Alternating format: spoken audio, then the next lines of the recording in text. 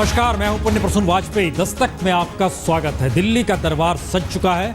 जिन्हें चुनाव लड़ना है, नामांकन भरे जा चुके हैं। अब उल्टी गिनती प्रचार के लिए शुरू हो चली है। 3 चेहरे स्क्रीन पर, तीनों सीएम के उम्मीदवार, एक कृष्णानगर से, एक नई दिल्ली से और एक सदर बाजार से। किरण बेदी, अरविंद केजरीवाल और अजय माकन। इन 3 तस्वीरों के आसरे दिल्ली की तस्वीर किस रूप में बदलेगी या पार्टियां किस रूप में चुनावी मैदान में सामने निकल कर आएंगी, सिर्फ 15 दिन बचे हैं। 15 तारीख को चुनाव प्रचार 5 बजे थम जाएगा। तो इस लिहाज से समझिए तो 360 घंटे, इन 360 घंटे के भीतर क्या कुछ किस किस रूप में होना, इसको लेकर बिसात इन तीनों को बिछानी है।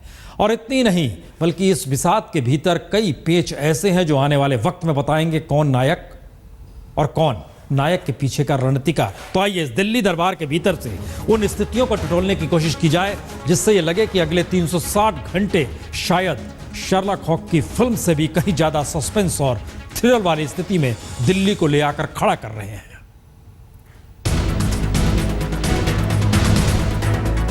अरविंद केजरीवाल, किरण बेदी और अजय माकन यानी आम आदमी पार्टी, बीजेपी और कांग्रेस। नामांकन खत्म और प्रचार के लिए बचे हैं 15 दिन यानी 360 घंटे, जिसमें तीनों को अपनी अपनी बिसात बिछानी है। सामने वाले को प्यादा और खुद को वजीर साबित करना है। जब तक किरण बेदी चेहरा नहीं थी, केजरीवाल बिल्कुल मोदी के लोकसभा चुनाव के दौर के प्रचार से दिल्ली की जुमा पर चढ़ने के लिए बेताब थे। याद कीजिए, मोदी के लिए बीजेपी ने नारा दिया था, अब की बार मोदी सरकार। उसी तर्ज पर आम आदमी पार्टी ने कहा 5 साल केजरीवाल।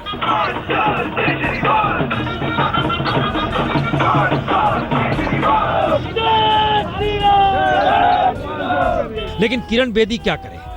वह हिंदू मंच के जरिए घोषित लक्ष्मीबाई बनकर तो जीत नहीं सकती, उन्हें रणनीतिकार चाहिए। और माकन हारी हुई कांग्रेस को खड़ा करने में अपनी ऊर्जा खपाएंगे या खुद को ही केजरीवाल और किरण बेदी से ज्यादा अनुभवी बताकर दिल्ली का दिल जीतना चाहेंगे। यानी सिर्फ 360 घंटे हैं और इन 360 घंटे का रोमांच दिल्ली में कुछ ऐसा है जो देश की सियासत को डिगा सकता है। इन 360 घंटे में पारंपरिक राजनीति को ठेंगा दिखाकर हर राज्य में नई राजनीति की हवा बहाई जा सकती है। इन्हीं 360 घंटे में मोदी को अजय साबित किया जा सकता है और इन्हीं 360 घंटे में अमित शाह को सबसे बड़ा रणनीतिकार भी बताया जा सकता है।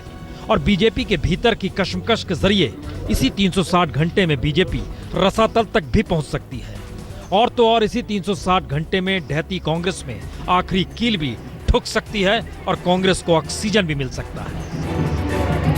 तो फिर अगले 15 दिन या 360 घंटे की राजनीतिक फिल्म में नायक होगा कौन और किस नायक के पीछे कौन सा रणनीतिकार होगा, क्योंकि ये रोमांच शर्लॉक होम्स की किसी भी सस्पेंस फिल्म पर भारी है। किरण बेदी जहां कमजोर होगी, वहां प्रधानमंत्री मोदी की रैली होगी। तय हो रहा है कि दिल्ली में अगले 15 दिन में प्रधानमंत्री मोदी 3 रैली करेंगे। माकन के पास सोनिया गांधी और राहुल गांधी है, जिनकी 3 रैलियां होनी है। लेकिन केजरीवाल की जो कमजोरी है वही ताकत है।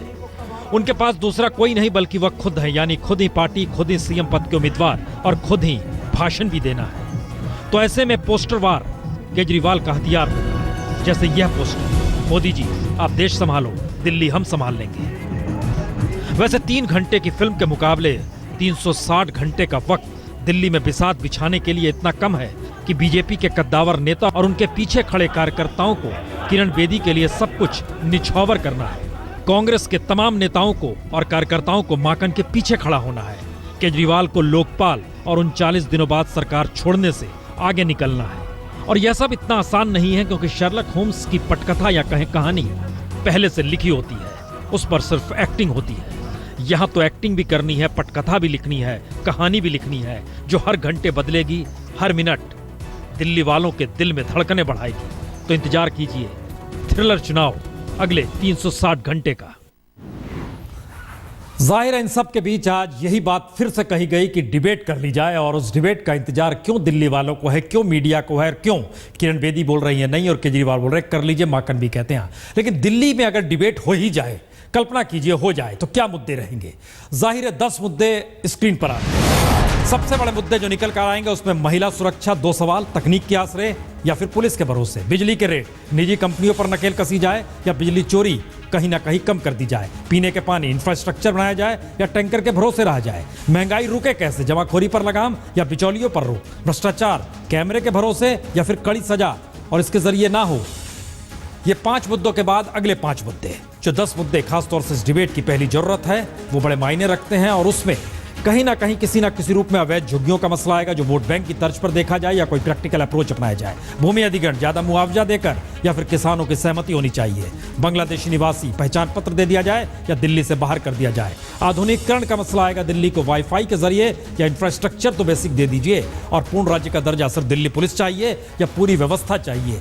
क्या इन मुद्दों को लेकर वाकई डिबेट हो सकती है? सवाल इतना भर नहीं है, सवाल इसके आगे का भी है। जनता क्या सोचती है, उसके जहन में वो कौन से मुद्दे होंगे जो बाकियों से भी पूछा जाएगा, और इन दोनों को अगर मौका मिले एक एक मुद्दे पूछिए तो क्या होंगे हम आपको बताएंगे। लेकिन उससे पहले जरा समझने की कोशिश कीजिए, इस देश के भीतर कभी भी ग्रिड डिबेट हुई नहीं, इंतजार हर बार हुआ है, चैलेंज हर बार दिया गया है।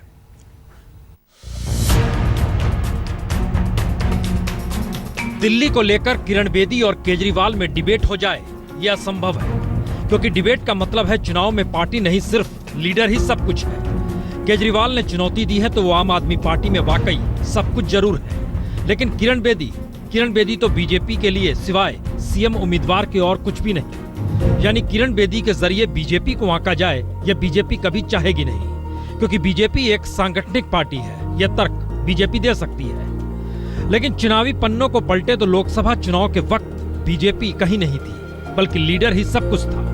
और लीडर के नाम के तौर पर नरेंद्र मोदी हर किसी को डिबेट की चुनौती भी दे रहे थे। लोकसभा चुनाव के प्रचार के वक्त पिछले बरस 19 अप्रैल को असम में नरेंद्र मोदी ने राहुल गांधी को डिबेट की खुली चुनौती दे डाली। राहुल गांधी खामोश रहे। तो 6 मई 2014 को अमेठी में राहुल और सोनिया गांधी दोनों को यह कहकर चुनौती दे दी कि वो चाहे तो स्मृति ईरानी से ही विकास को लेकर डिबेट कर ले। याद कीजिए तो उससे पहले नरेंद्र मोदी जिस तरह गांधी परिवार को लगातार घेर रहे थे, उससे आज ही जाकर कांग्रेस के कपिल सिब्बल ने 1 नवंबर 2013 में ही नरेंद्र मोदी को डिबेट की चुनौती ये कहते हुए दी थी कि नरेंद्र मोदी जी आप ही मुद्दा चुन लें, आप ही जगह चुन लें, आप ही भाषा तय कर लें, मैं वहां पहुंच जाऊंगा। दरअसल डिबेट शब्द राजनीति को इतना रोमांचित करता है कि 2009 में जब दोबारा मनमोहन सिंह बतौर प्रधानमंत्री चुनाव के मैदान में थे, उस वक्त लाल कृष्ण आडवाणी ने उन्हें डिबेट की चुनौती दे डाली। अब मनमोहन सिंह तो कुछ बोलते नहीं तो ऐसे में आज तो किरण बेदी चाहे ये कह गई कि मैं डिबेट नहीं बल्कि काम करके दिखाऊंगी, लेकिन उस वक्त मनमोहन सिंह ने कोई जवाब नहीं दिया और वो अपने तरीके से काम करते चले गए। वैसे डिबेट की चुनौती एक वक्त जेपी ने इंदिरा गांधी को भी दी थी। तब मामला भ्रष्टाचार और इंदिरा गांधी के तानाशाही रवैये का था, लेकिन दोनों में कोई सीधी डिबेट तो हुई नहीं। लेकिन जिन मुद्दों को जेपी उठाते थे और उन मुद्दों पर इंदिरा अपने तरीके से संसद में या फिर सार्वजनिक तौर पर जवाब देती थी, और मुद्दों को लेकर एक दूसरे के सवाल जवाब को पिरोकर पत्रकार आर.के. करंजिया ने 1975 में ग्रेट डिबेट नाम की किताब लिख डाली। यूं देश में पहले प्रधानमंत्री जवाहरलाल नेहरू को भी देश की आर्थिक हालत पर डिबेट की चुनौती राम मनोहर लोहिया ने दी थी। उस वक्त नेहरू ने बिल्कुल आज ही की तर्ज पर संसद के भीतर आकर डिबेट करने की चुनौती लोहिया को दे दी थी। वो बरस 1957 का था, लेकिन उसके बाद स्थिति बदली। यानी सीधी डिबेट में तब नेहरू भी लोहिया के सामने नहीं आए, लेकिन लोहिया जब संसद के भीतर पहुंचे तो 1963 में संसद के भीतर ही देश की माली हालत पर सरकार को अपनी डिबेट से ही कटघरे में खड़ा कर दिया। उस वक्त देश में कांग्रेस की सत्ता का एकाधिकार था, तो लोहिया ने नेहरू पर सीधी चोट करते हुए एक पंफलेट निकाला, जिसमें देश में जनता की आय 3 आना बताई गई और प्रधानमंत्री पर प्रतिदिन 25,000 रुपए खर्च होने का जिक्र किया गया। सरकार आहत हुई और संयोग से उसी वक्त योजना आयोग ने प्रति व्यक्ति आय 15 आना बताई थी, और लोहिया संसद के भीतर अड़ गए कि देश में 70% गरीबी की रेखा से नीचे है, चंद लोगों के हाथ में देश के सारे संसाधन हैं, तो ऐसे में आय 3 आना से ज्यादा है नहीं। बहस जबरदस्त हुई। 3 आना बनाम 15 आना की डिबेट संसद में ही हुई, जिसमें सरकार को झुकना पड़ा, और आखिर में योजना आयोग ने माना कि वाकई सरकार गलत थी जो प्रति व्यक्ति आय 15 आना बता रही थी। लेकिन अब हालात दूसरे हैं, इसलिए शायद सड़क पे खड़े होके डिबेट का जिक्र हो सकता है। टेलीविजन या कहीं कैमरे के सामने खड़े होकर डिबेट का जिक्र कर नेता अपनी अपने तरीके से खुद का कद बढ़ा सकते हैं, लेकिन डिबेट संभव नहीं है। लेकिन जरा कल्पना कीजिए कि दिल्ली के मुद्दों से इधर जनता क्या पूछना चाहेगी। इन दोनों नेताओं को जब सामने खड़ा देखेगी तो जाहिर 3 मुद्दे तो उन जनता के जहन में जरूर होंगे, जिस दिल्ली को देखा गया है, आंदोलन के जरिए समझा गया है। पहला, लोकपाल दोनों ही क्यों भूल गए, ये जनता जरूर सवाल पूछेगी। अगला सवाल आएगा कि अन्ना किसी के भी साथ क्यों नहीं है, यह भी सवाल जनता दोनों से ही जानना चाहेगी। और तीसरा सवाल आएगा, दोनों सीएम पद ही क्यों चाहते हैं। जाहिर जवाब दोनों को दिया जाएगा अगर डिबेट होती है तब। लेकिन एक मौका अगर दिया जाए कि एक सवाल अरविंद केजरीवाल को किरण बेदी से पूछना है और एक ही सवाल किरण बेदी को केजरीवाल से पूछना है, तो वो कौन सा सवाल होगा। दरअसल वो सवाल बड़ा महत्वपूर्ण है।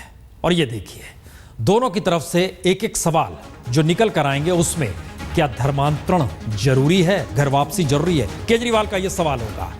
यानी यहां पर वो कहीं ना कहीं अपने वोट बैंक बनते हुए देखेंगे, नई स्थितियों में फंसाना चाहेंगे। दूसरी तरफ किरण बेदी पूछेगी, जनता को धोखा क्यों दिया।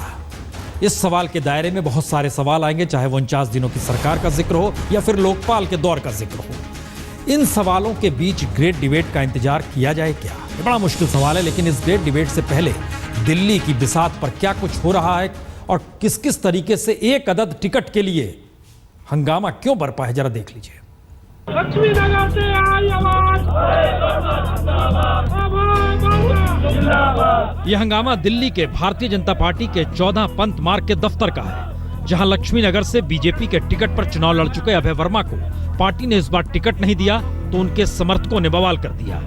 दिल्ली प्रभारी प्रभात झा का घेराव कर डाला, यानी पार्टी की वफादारी और सिद्धांतों की सारी राजनीति एक टिकट के इर्द गिर्द ही सिमट कर गई। लेकिन महज एक टिकट का सवाल सारी नैतिकता और पार्टी के प्रति ईमानदारी के मुद्दे को आज कांग्रेस ने भी देख लिया। दिल्ली प्रदेश कांग्रेस कमेटी और कांग्रेस संदेश की वेबसाइट खोलने पर जब बड़े बड़े अक्षरों में सॉरी फॉर इनकन्विंसिंग चमका, तब कांग्रेस के नेताओं को मालूम पड़ा कि यह कारनामा और किसी का नहीं, कांग्रेस नेता संजय पुरी का है, जिन्हें कांग्रेस ने टिकट नहीं दिया। मीडिया में संजय पुरी यह कहने से भी नहीं हिचके कि मैंने इन वेबसाइट्स को शुरू किया था और जब पार्टी ने मुझे धोखा दे दिया तो मैं साइट क्यों रहने देता।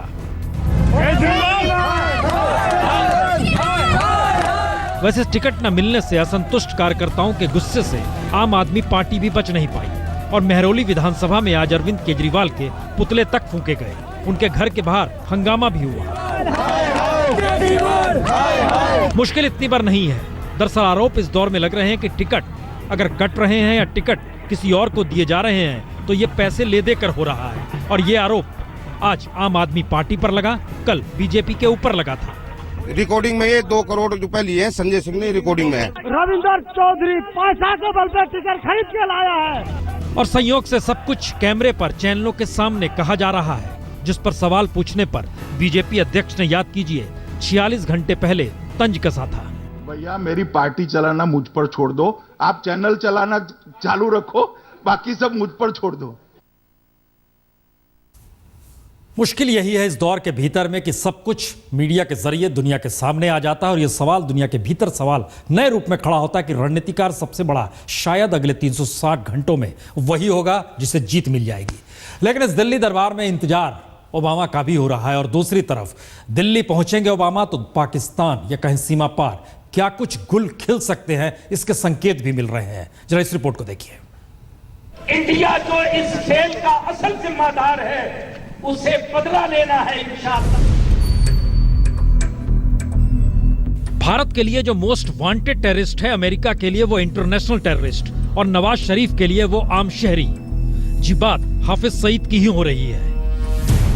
तो सवाल यह है कि ओबामा के दौरे के दौरान हाफिज सईद की पाकिस्तान में होने वाली संभावित रैलियों को रोकेगा कौन। जो जानकारी पाकिस्तान से आ रही है उसके मुताबिक अंतर्राष्ट्रीय टेररिस्ट का दर्जा दिए जाने के बावजूद हाफिज सईद 26 जनवरी को कराची में भारत विरोधी रैली निकालेगा।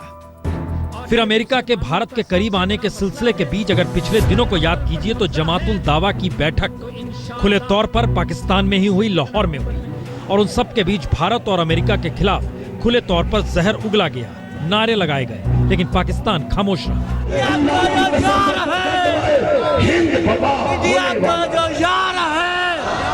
इंडिया का बस एक इलाज। तो ऐसे में एक बड़ा सवाल यह भी है कि यात्रा के ठीक पहले जो चेतावनी अमेरिका ने पाकिस्तान को यह कहकर दी है कि ओबामा की भारत यात्रा के दौरान पाकिस्तान की जमीन से कोई आतंकी कार्रवाई नहीं होनी चाहिए, तो इसका मतलब है क्या? क्या अमेरिका पाकिस्तान को सिर्फ रणनीति के तौर पर इस्तेमाल करता है या करना चाहता है, या फिर पाकिस्तान आतंकी संगठनों के जरिए ही अपनी सौदेबाजी का दायरा अंतर्राष्ट्रीय तौर पर बढ़ा रहा है, और खास तौर से अमेरिका के साथ? हो जो भी, लेकिन पहली बार 26 जनवरी के मद्देनजर ओबामा की सुरक्षा के सवाल से लेकर पाकिस्तान की जमीन पर खुले तौर पर होने वाले आतंकी कार्रवाइयों को रोकेगा कौन, और इसका असर अब भारत के सुरक्षा बंदोबस्त या भारत में सुरक्षा बंदोबस्त के कवच के जरिए समझा जा सकता है। लाइन ऑफ कंट्रोल पर अतिरिक्त सेना की तैनाती हो रही है। 192 किलोमीटर लंबे अंतर्राष्ट्रीय सीमा पर बीएसएफ की 12 अतिरिक्त कंपनियों को भेजा जा रहा है, क्योंकि खुफिया एजेंसियों की रिपोर्ट्स कह रही है कि तहरीके तालिबान पाकिस्तान और लश्कर के आतंकी उसी वक्त घुसपैठ की फिराक में रहेंगे जब ओबामा भारत में होंगे। यह पहली बार है जब खुफिया एजेंसियों को टीटीपी के आतंकियों के घुसपैठ की जानकारी मिली है। ये वही संगठन है जिसने पेशावर के आर्मी स्कूल में खून की होली खेली थी। असल में 26 जनवरी भारत और अमेरिका दोनों के लिए खासा महत्वपूर्ण हो चला है, क्योंकि एक तरफ पहली बार कोई अमेरिकी राष्ट्रपति गणतंत्र दिवस पर भारत का मेहमान होगा, दूसरी तरफ पहली बार कोई अमेरिकी राष्ट्रपति अमेरिका से बाहर किसी दूसरे देश में खुले आसमान तले 2 घंटे के कार्यक्रम में मौजूद रहेगा। यानी सुरक्षा का सवाल सिर्फ जमीन पर नहीं बल्कि आसमान में भी होना है। इसीलिए ओबामा जैसे ही अपने एयरफोर्स 1 से भारत की सीमा में घुसेंगे, वैसे ही आसमान में सुरक्षा घेरा बना दिया जाएगा और उस दौर में सभी विमानों की आवाजाही रोक दी जाएगी। इसके अलावा 7 लेयर की सुरक्षा बंदोबस्त भी रायसीना हिल्स या कहें राजपथ और जनपथ के इर्द गिर्द होनी है। लेकिन पहली बार 2 लेयर पर अमेरिकी सुरक्षा एजेंसियां तैनात होंगी, यानी वो अपने तरीके से पूरे के पूरे कवच को बनाएंगी। और इन सब के बीच अमेरिकी विशेष एजेंट से लेकर आईबी के जासूसों की भी तैनाती राजपथ के इर्द गिर्द ही रहेगी। दरअसल राजपथ किस रूप में 26 जनवरी को निगरानी में होगा, जरा उसकी एक वानगी देख लीजिए। अमेरिकी सीक्रेट एजेंट की तैनाती होगी और वो पहले 2 लेयर में अमेरिकी सीक्रेट एजेंट ही रहेंगे। एनएसजी, अर्धसैनिक बल, दिल्ली पुलिस और आईबी, इनकी भी तैनाती होगी। ये उसके बाद के लेयर्स आएंगे। राजपथ पूरी तरीके से एयर डिफेंस गन के साए में होगा और एनएसजी के जवान से लेकर हर तरीके से 6 लेयर में संभाला जाएगा। राजपथ पर 165 सीसीटीवी कैमरे भी लगाए जाएंगे, यानी निगरानी पूरी रखी जाएगी उसी के जरिए। तो दिल्ली दरबार में इंतजार 26 जनवरी का भी है और दिल्ली दरबार में इंतजार 10 फरवरी का भी है, जिसमें कौन सीएम बनेगा। तो दिल्ली दरबार में कुर्सी जिसे भी मिलेगी उसकी संपत्ति क्या है। आज दरअसल पर्चा दाखिल किया गया तो आंकड़े सामने आ गए।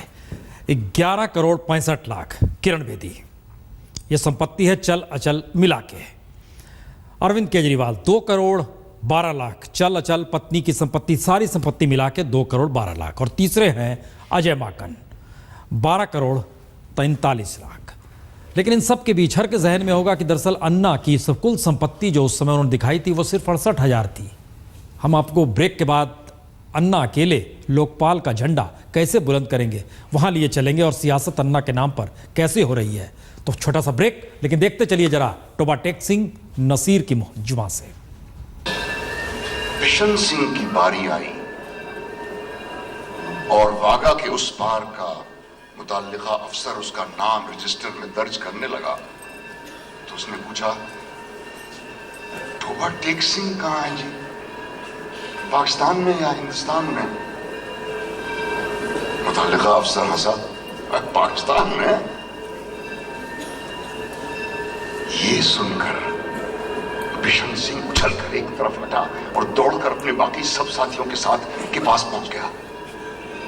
पाकिस्तानी सिपाहियों ने उसे पकड़ लिया और दूसरी तरफ ले जाने लगे, मगर उसने चलने से इनकार कर दिया। टोबा टेक सिंह यहां है और वो जोर जोर से चिल्लाने लगा, टोबा टेक सिंह यहां है, टोबा टेक सिंह यहां है। ऊपर दी गड़गड़ दी अनेक्सी दी बेध्याना दी मूंग दी दाल ऑफ दी टोबा टेक सिंह एंड पाकिस्तान। इधर उधर से कई अफसर दौड़े हुए आए और उन्होंने देखा कि वो आदमी जो 15 बरस तक अपनी टांगों पे दिन रात खड़ा रहता था, औंधे मुंह लेटा है। उधर खारदार तारों के पार हिंदुस्तान था, इधर वैसे ही तारों के पार पाकिस्तान। दरमियान में जमीन के उस टुकड़े पर जिसका कोई नाम न था, टोबा टेक सिंह पड़ा था।